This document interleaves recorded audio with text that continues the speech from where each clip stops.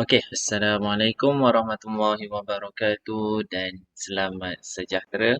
Okay, hari ini masih lagi dalam unit 5, okay, subjek pendidikan jasmani dan kesihatan, rekreasi dan kesenggangan. So, hari ini kita akan belajar berkaitan dengan satu lagi permainan tradisional iaitu tiang empat. Okay, nama pun tiang empat, kita akan menggunakan soalatan yang paling penting adalah tiang. Okey, dan beberapa orang pemain. So, kita terus pergi kepada pengenalan untuk permainan ini. Okey, so permainan ini adalah salah satu permainan tradisional yang popular dimainkan oleh kanak-kanak dan masyarakat sehingga kini pada waktu senggang iaitu tiang empat. Okey, so kalau zaman saya sekolah dahulu, kita akan bermain pada waktu rehat lah. Makan tu nombor 2 tetapi main tu nombor 1.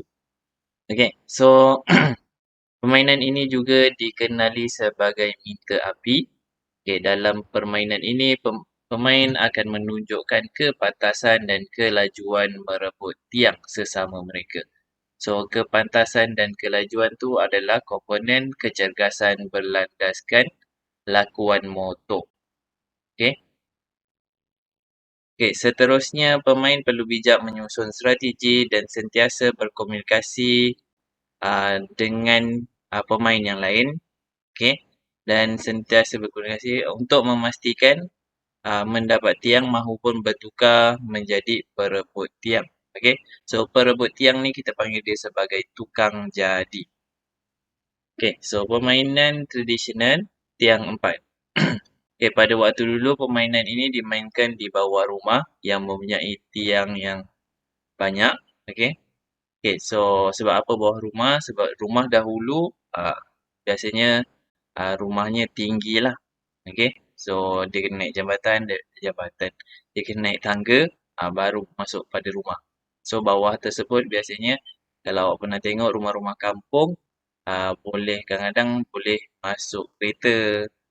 So kat situlah dia akan dimainkan. Okay, jika tiada tiang, pemain boleh mencari batang pokok untuk dijadikan tiang. Okay, so ni secara alternatifnya lah. Okay, kini permainan ini dimainkan di koridor ataupun laluan berjalan kaki di sekolah yang mempunyai banyak tiang. Okay, dalam permainan tiang empat ni, nama pun tiang empat. So, biasanya hanya 4 tiang sahaja dimainkan dalam satu-satu masa. Okay, so seterusnya, ketika bermain, setiap pemain mesti menyentuh tiang menggunakan mana-mana anggota badan. Okay? So, senang je. Kalau awak nak sentuh tiang menggunakan kaki pun tak ada masalah.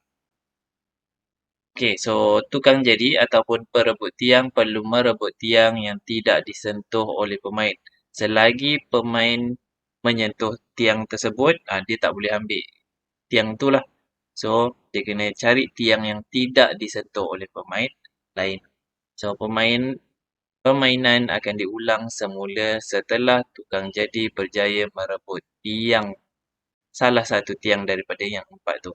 So, apa yang akan terjadi setelah tukang jadi dapat merebut tiang? So, yang tukang jadi akan jadi pemain seperti biasa dan pemain biasa tadi akan tukar role dia ataupun peranan dia sebagai tukang jadi pula ataupun dia kena merebut tiang. Okey, so kita masuk dalam cara bermain. Okey, so cara bermain kat sini yang pertama kita tengok. Okey, kesemua pemain berdiri atau menjangkung di antara 4 tiang yang sama jarak secara menghadap satu sama lain. Ataupun cara yang paling mudah yang kita boleh buat adalah seperti buat undian sahajalah. Okey, macam kita nak main aci bulat pada minggu lepas. Okey, so salah seorang pemain akan menyebut mula dan pemain akan gerak terus kepada tiang yang ingin direbut. Okey, berlari untuk merebut tiang. Okey, so pemain yang tidak berjaya mendapatkan mana-mana tiang akan perlu menjadi tukang jadi. So, dalam permainan ni kebiasaannya kita akan mainkan seramai 5 orang termasuk tukang jadi. Dan 4 orang lagi akan jadi pemain biasa. Okey, cara bermain. Tukang jadi akan berada di tengah-tengah di antara 4 tiang sebelum permainan dimulakan. So, apabila permainan dimulakan, pemain perlu bertukar-tukar tiang antara satu sama lain. Okay, dalam proses pertukaran ini, tukang jadi akan mengambil peluang merebut tiang yang ditinggalkan oleh pemain. So, kat sini, siapa yang jadi tukang jadi perlu mempunyai fokus yang tinggi lah. Kat mana tiang yang tidak dipegang oleh pemain lain. Sebab apa? Tiang yang tidak dipegang tu sahaja yang dia boleh rebut ataupun dia boleh ambil.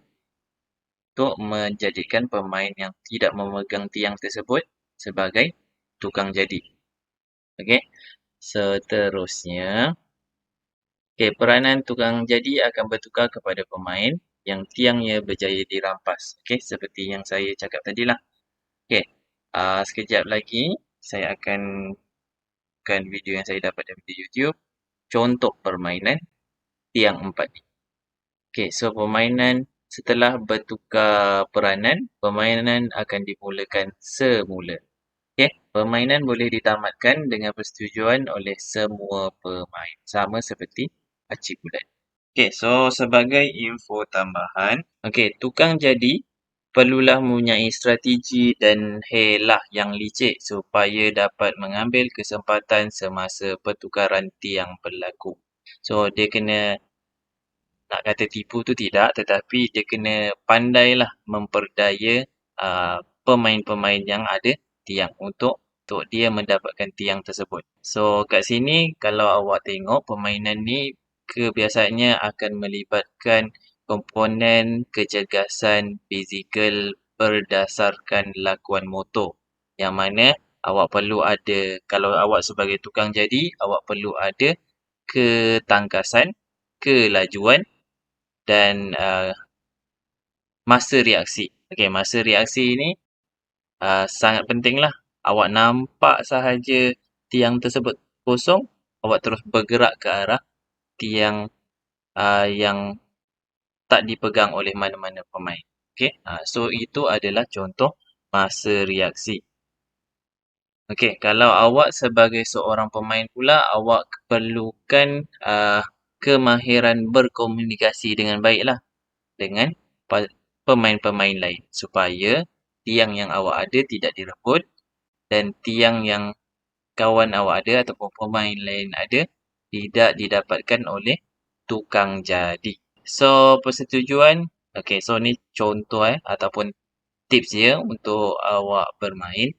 Okey, persetujuan bertukar tiang perlu dilakukan secara senyap, mungkin dengan cara menggunakan isyarat badan ataupun isyarat tangan supaya tukang jadi tak sedar apa yang kita lakukan.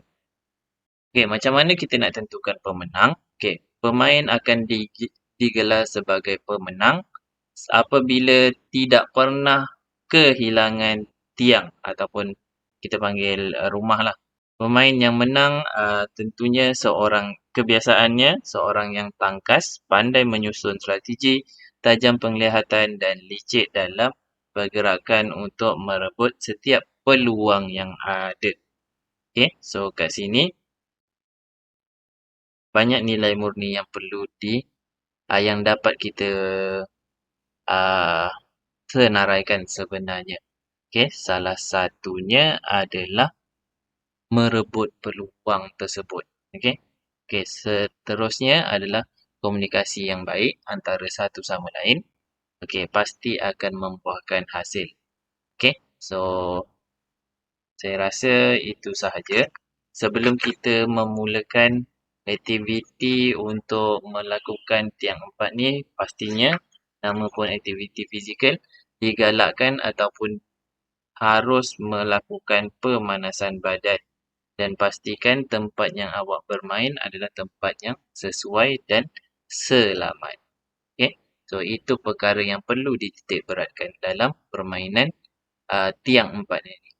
Okay, so itu sahaja video kita pada kali ini. So, tengok pada cara permainan tiang empat video yang saya telah dapatkan daripada YouTube juga. Okay, so itu sahaja. Terima kasih. Dan Assalamualaikum serta selamat sejahtera.